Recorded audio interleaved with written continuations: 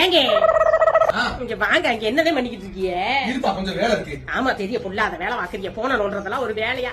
சத்த நேரம் பொண்டாட்டிக்கிட்ட வந்து உட்காந்து பேசுவோம்னு பேசுறீங்களா? அந்த அளவுக்கு பிடிக்காதவள ஆகி போயிட்டு நான் எல்லாம் என் நேரம் என் கிறங்க எங்க ஆத்தா அப்பவே சொன்னுச்சு.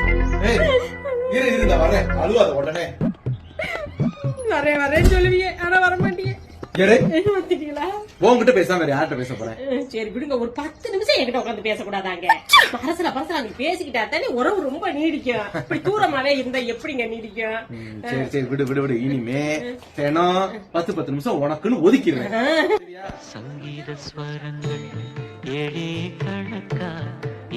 10 minutes later.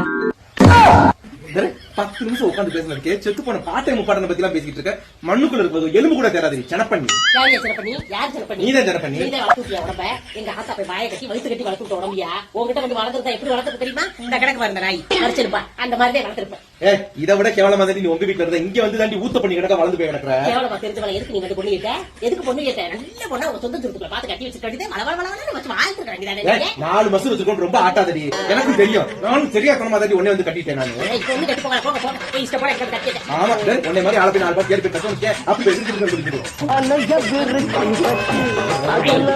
நானே மாட்டிக்கிட்டேன்.